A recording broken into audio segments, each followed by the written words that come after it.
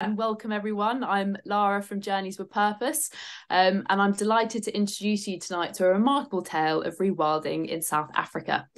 26 years ago, Sarah and Mark Tompkins journeyed to the semi-arid landscape of the Great Karoo and fell in love with the region. They dreamed of purchasing farmland with a vision to remove the fences and allow the wildlife to return.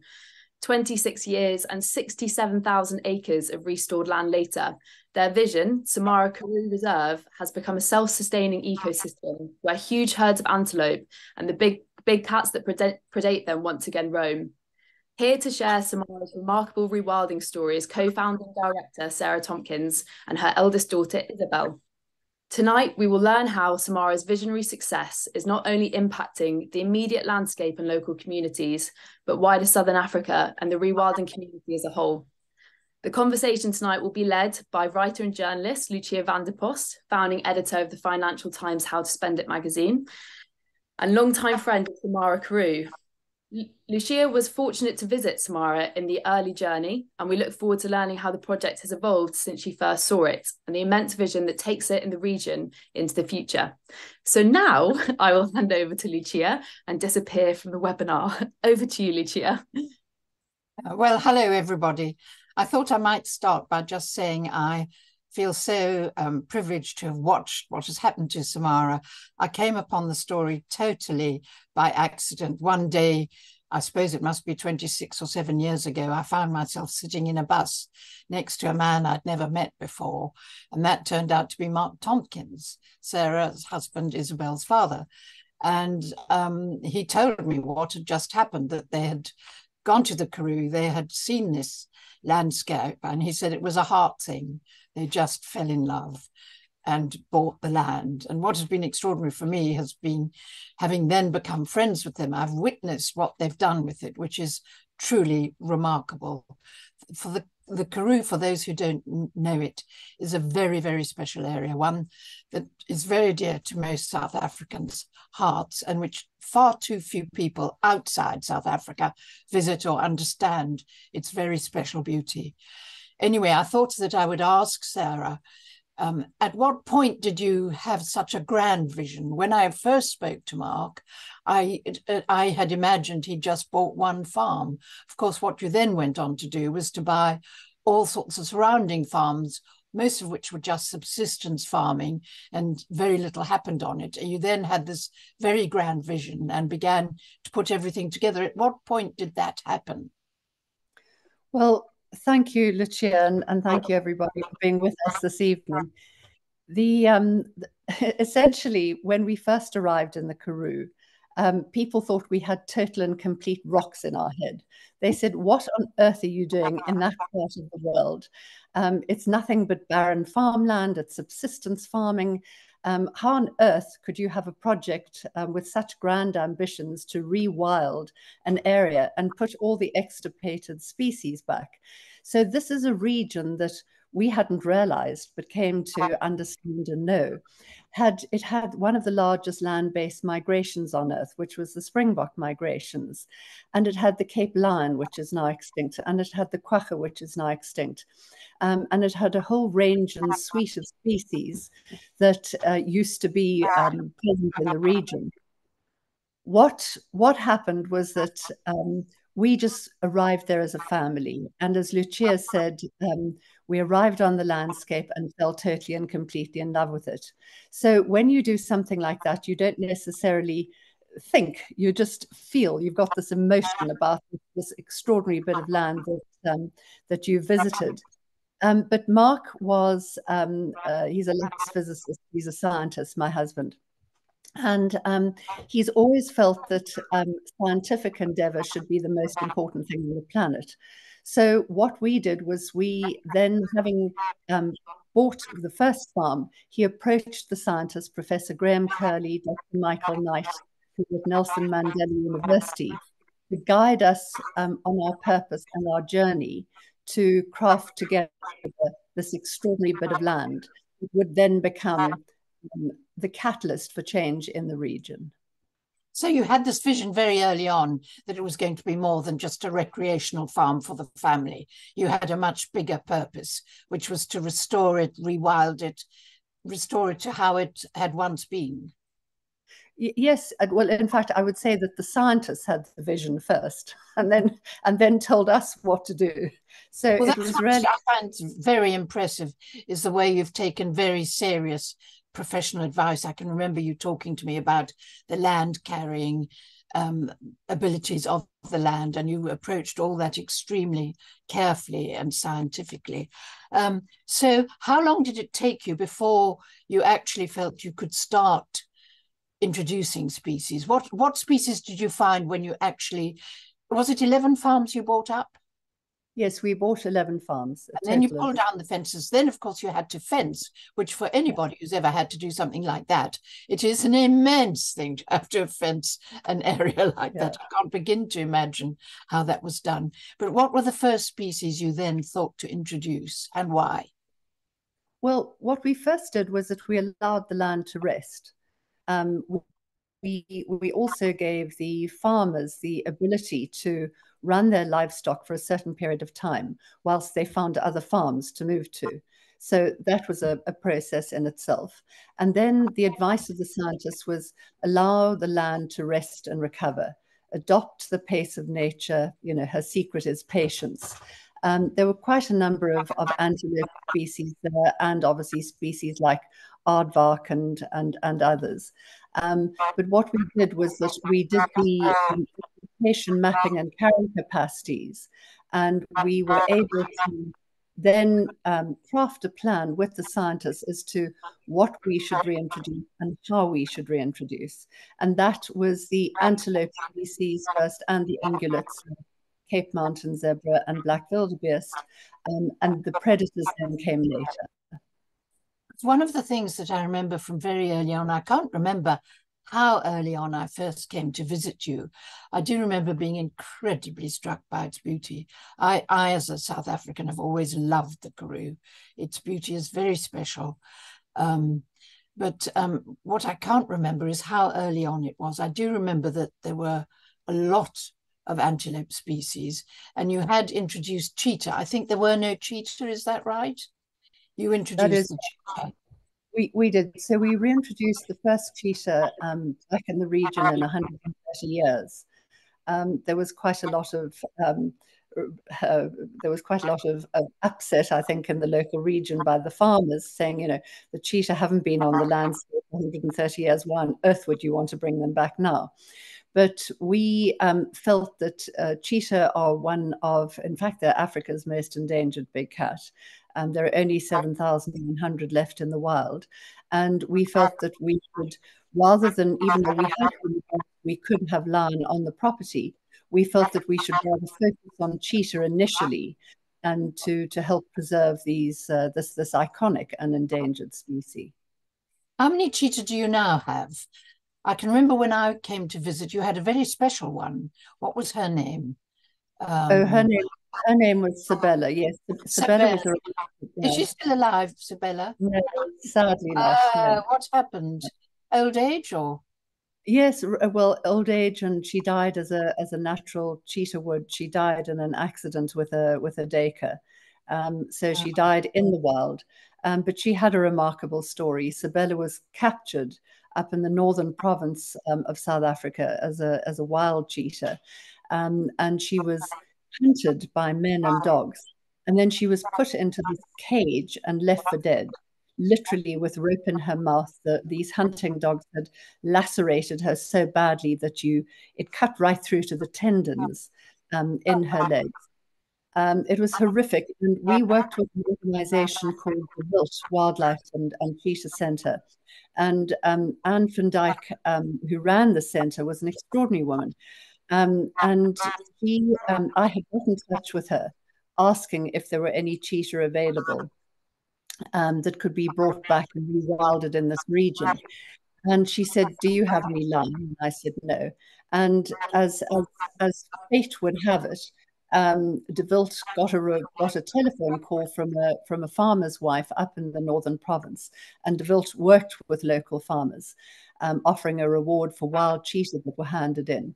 And this farmer's wife wanted a new kitchen, so she called De Wilt and said, "Come cheetah. So, and anyway, so we have all the footage, in fact, because Nat Geo Wild made a film about her.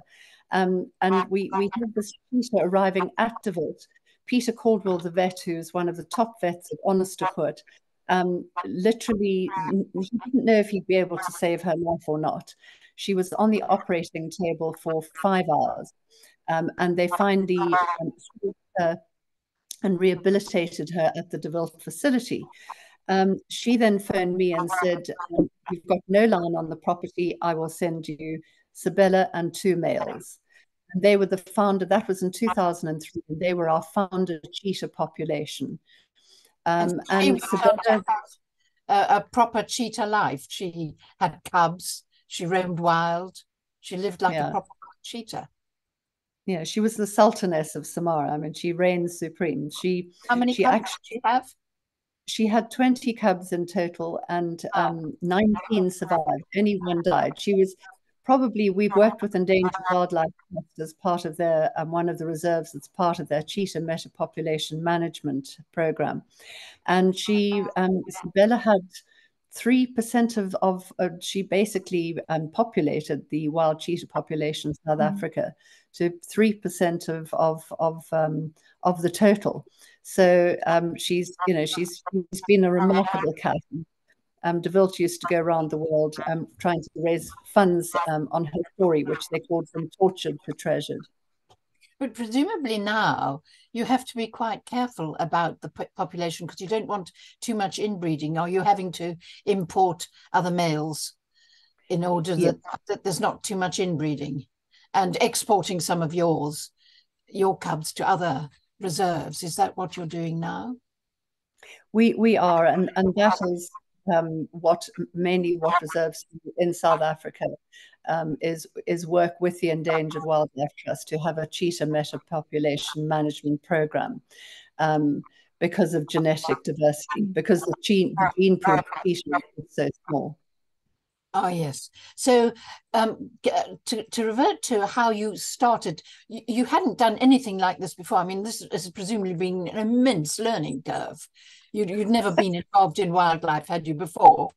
No, it was a huge learning curve, absolutely enormous, but a wonderful one, because I think it's defined our life's purpose and passion.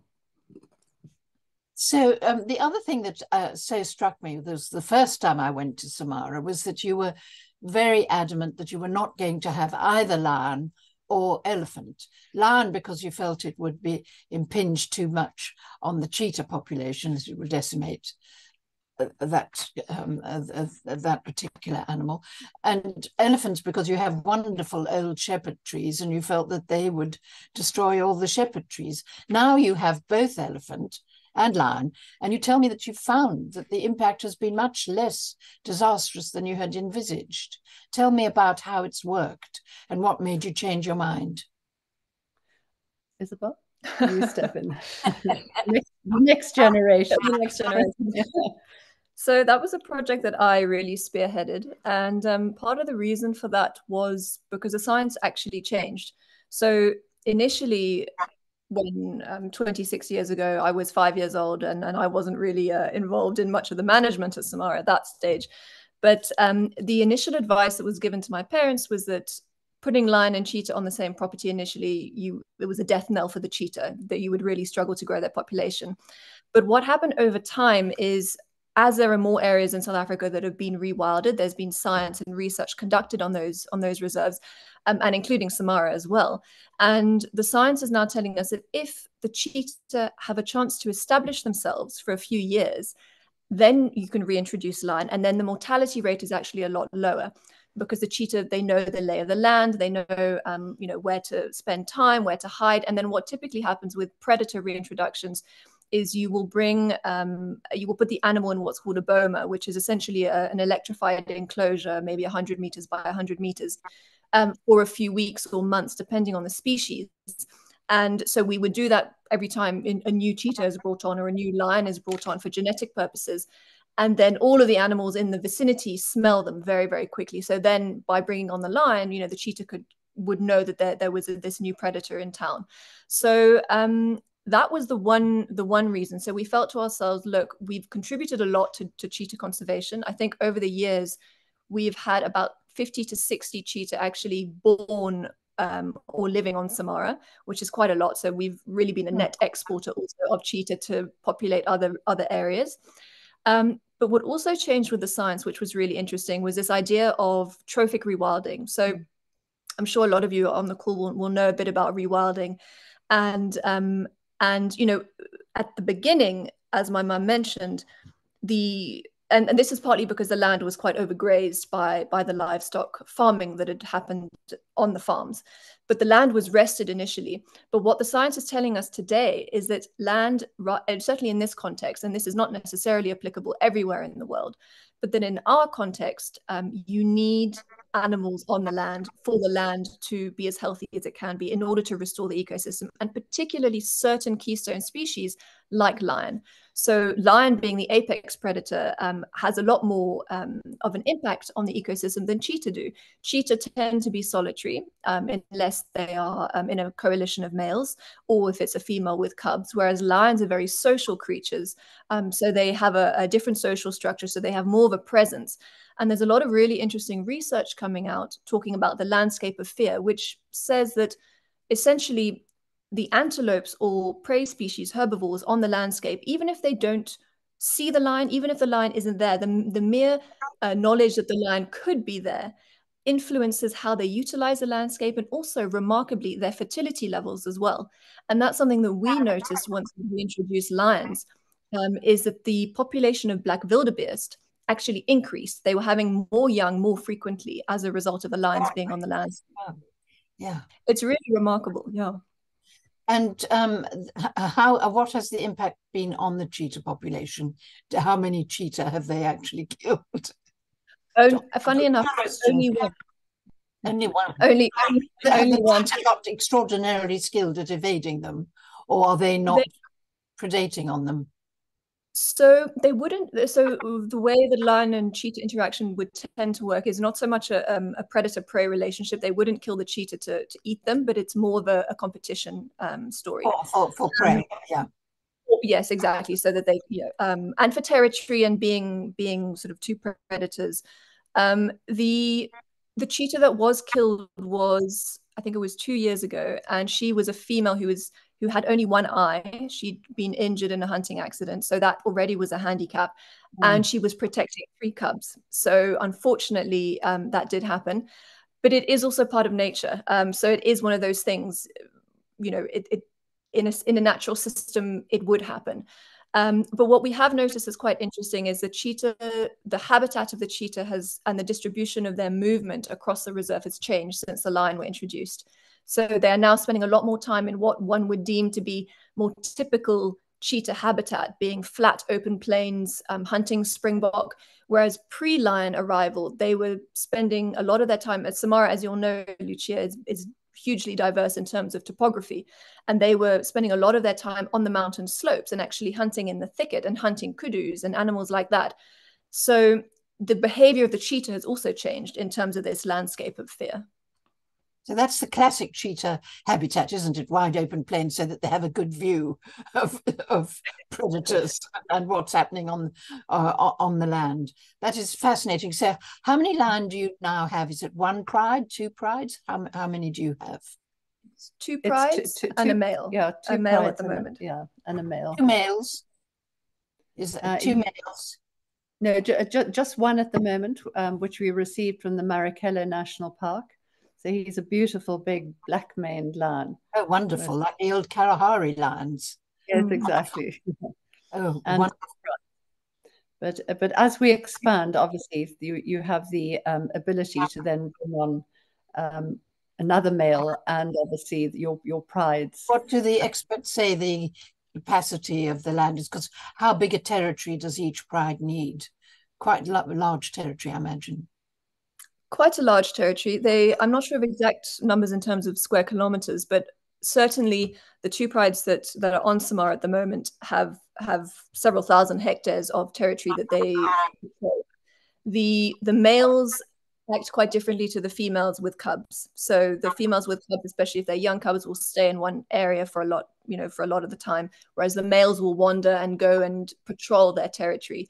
And then the difficulty tends to arise when young male cubs reach maturity, which is typically around the age of 2 or 3, and they then seek a new territory for themselves. And tell me about elephant now. That must have been a very big decision. And what made you change your mind? Again, it was the science. The science. Yeah, it was the science. Well, that's so interesting that science is continually evolving. That it is not standing still. And that's what's really fascinating about working in this field, is that what we think we know is not necessarily the case, and also nature will always surprise you. So you may, and so what we've done in terms of our approach and through consulting, the scientists, is to try and make sure that that our approach doesn't close off sort of doors, or pathways, that we remain open to the fact that or open to the possibility that there may be answers that we hadn't anticipated.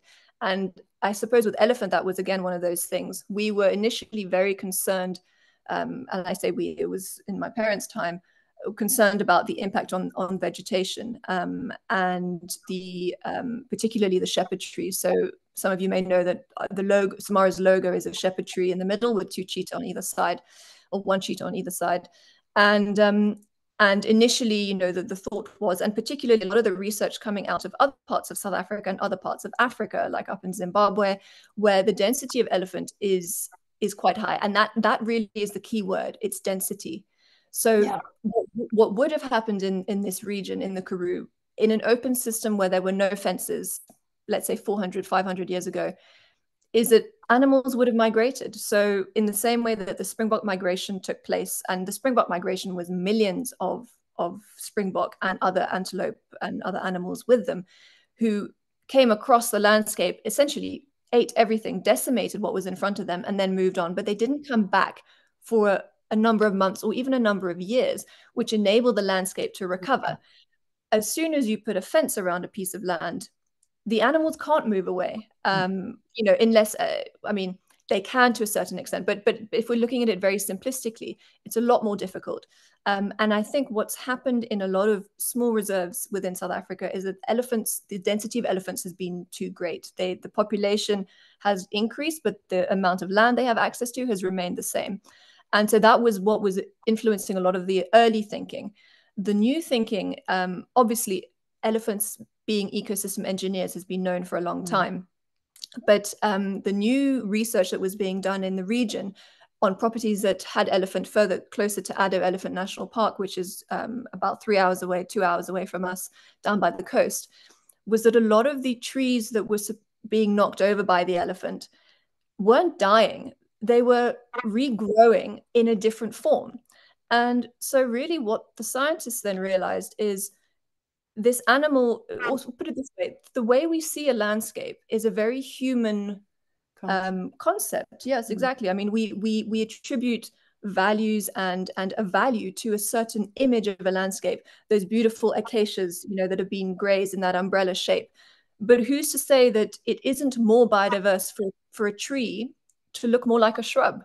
And it may not be as pleasing to the eye, but I think we need, as humans, and if we're to solve the problems that are facing the planet in terms of biodiversity, in terms of climate change, we need to actually take a step back and realize that what we deem to be beautiful and ideal may not actually be what is best for biodiversity.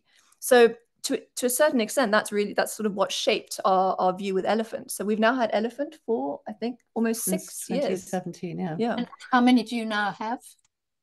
We now have a family herd and 2 bulls, I think. And in fact, it's the 1-year anniversary. It's 8 in total at the moment, and we would like to get another small family group. But as Isabelle said, what happened was that what was so fascinating for us was that the research that was being done with these trees being pushed over, so Tapia capensis, is that they were coppicing, so that they were regrowing. And I think elephants get such a bad rap. They really do. They're called, everybody thinks of them as destructive. Well, as Isabelle said, they're not destructive. They're Yes. No, that's absolutely fascinating. And has it made a difference to the appeal of Samara as a destination? Because I mean, I've always thought Samara is very singularly beautiful, but from a travel agent's point of view, it's been harder to sell a destination that didn't have all the big five. And I mean, the thing about you is that you are more remote, which is part of its charm, a large part of its charm. I mean, another part is that you are so different. I mean, your landscape, the whole experience is entirely different from all those game reserves on the side of the Kruger, where the natural habitat is so very different. But have you found that this has made a difference to the appeal to visitors who might come? Yeah, massively. Yes. Absolutely. I think Lucia, you were actually the one who coined the phrase that we use in our marketing a lot of the time, which is that Samara is heart-stoppingly beautiful. And really, that is one of the selling points, I think, that people are looking for connections with nature, and the sense of space and silence that you get in the Karoo and the stars at night are second to none. In terms of bringing back the big five, so Samara is now, qualifies as a big five. The big five is a difficult term because it has its roots in hunting, and essentially the big five were the most dangerous animals to hunt. But it has taken. Excuse me. I'm so sorry. Do you have buffalo? We do, yes. So Samara is white rhino, black rhino, the desert adapted black rhino, buffalo, lion, elephant, and leopard. Those are the big five. We have them all, exactly. And the leopard, interestingly enough, has come back of its own accord. So we've started seeing, since the lion were introduced, we've started seeing leopard. We've had one sighting of the leopard, a male leopard, and we've been getting camera trap footage as well since, I think, 2 years ago. Yes. And we now believe there are 3 leopard on the property, which is very exciting. But going back to your point, your earlier question, we've never sought to buy in to the big five thing, which promoting the big five is missing out on what really makes a safari special. It's wonderful to see those animals, and they are incredibly, charismatic, and it's moving, very moving, and impressive to see them. But ultimately, the way we feel is what's special about being in a place like Samara and being in the Karoo is being out in nature. It's feeling the sun on your face. It's smelling those little Karoo flowers that grow out on the flats. It's feeling, for want of a better word, I suppose spiritual is the best word I can think of right now. But it's more it's a connection with nature. And I think we as human beings are, we think that we're apart from nature, but we're actually a part of it. We are a component part of an ecosystem, albeit one that has an outsized influence quite clearly in terms of how we're shaping our world.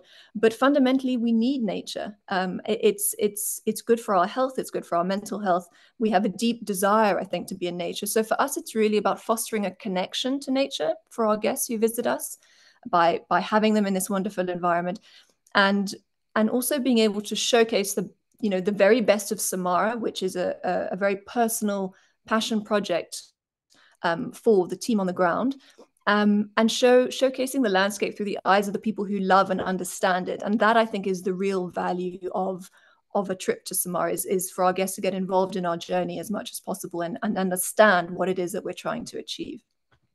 I entirely agree with you. I mean, I think you are absolutely right. But I think that if you were somebody who perhaps could only come to Africa once or twice, you would be a bit sad not to see a lion or an elephant.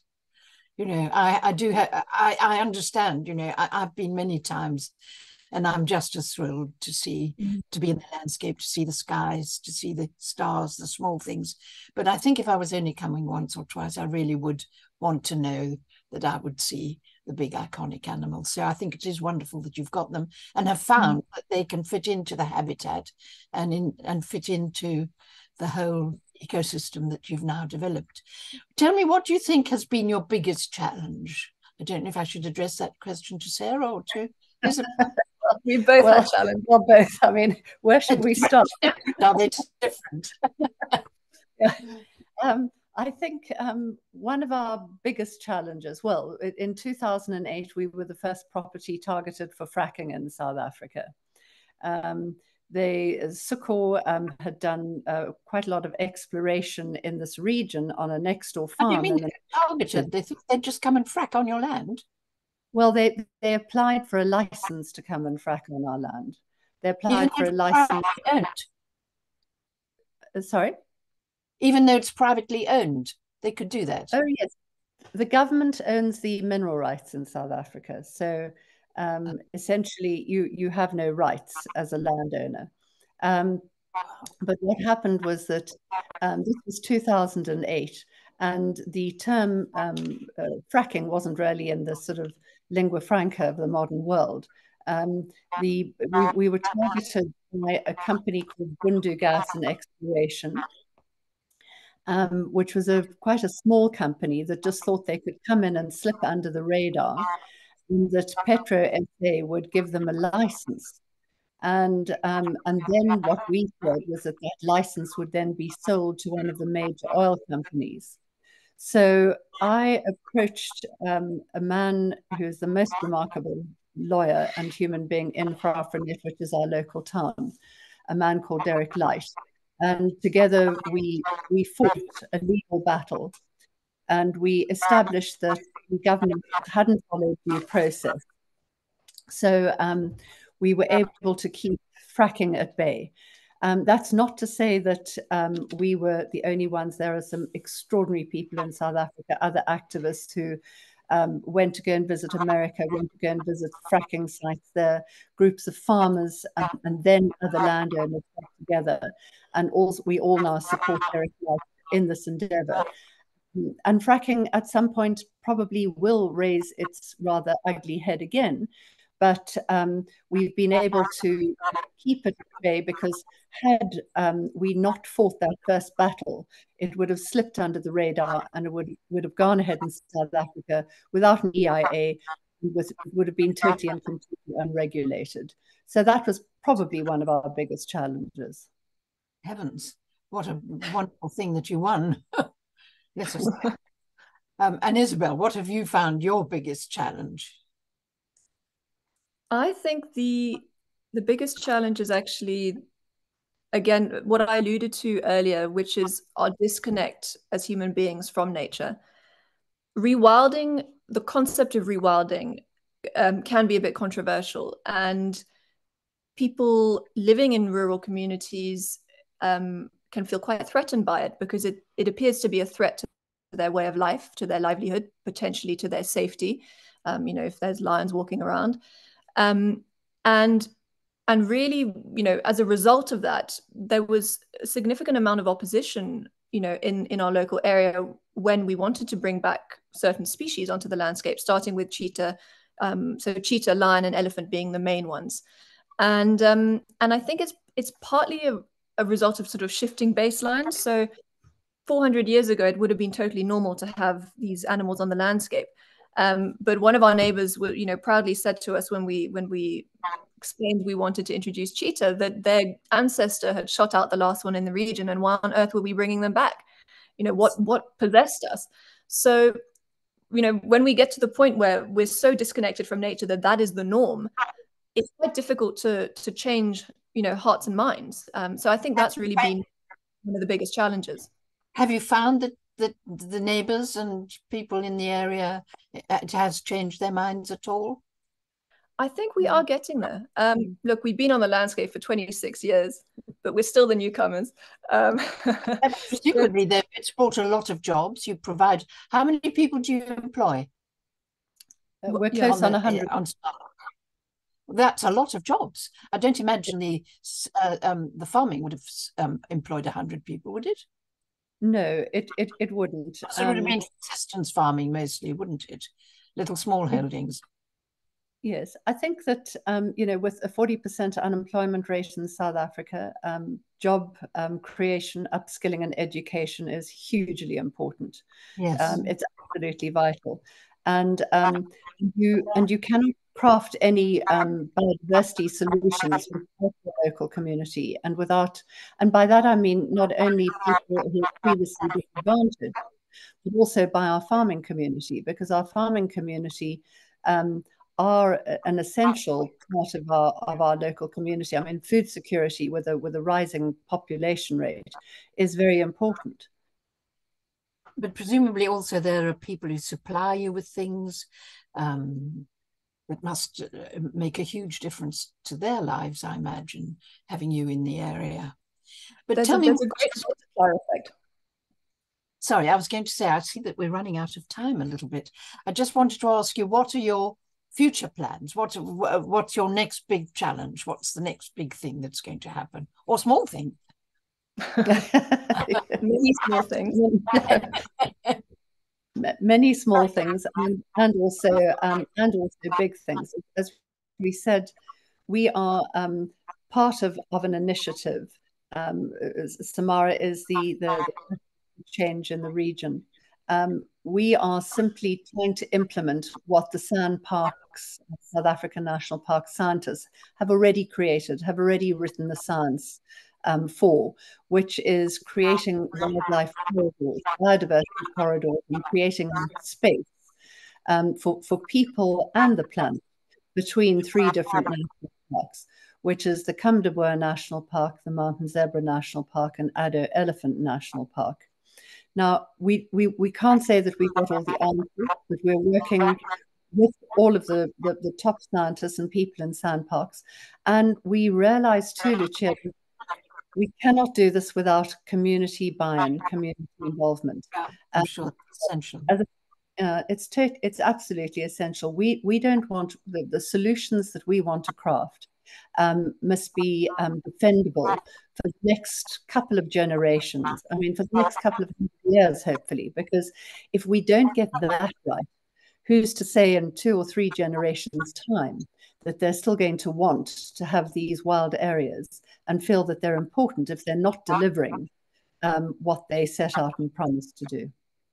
And are you hoping that this will restore some of the old migration routes? I mean, as a South African child, I was brought up on the stories of the migration. Apparently it took 2 weeks for the springbuck migration to pass a given point, and it took another 2 weeks for the dust to die down, as with the myths that I grew up with. Are you hoping to restore all those old migratory patterns, or is that not possible? Look, I have no, I mean, I really don't know whether it's possible, but it's a wonderful dream to have. And if you don't dream big, if you don't have a big vision, then essentially, what's the purpose of doing all of this? So we will certainly try. If I may step in on those springbok migrations, they stopped. I think the last one was in the late 18th century, and they stopped before they could really be scientifically analyzed and assessed. So nobody really knows exactly what drove the springbok, why they migrated. We suspect that it was due to food availability and resources. So in good years, they might migrate less, or they might migrate more, depending on the weather and all of this. But it's impossible to know how to recreate something when you don't know what drove it in the first place. I think the key is creating space for nature.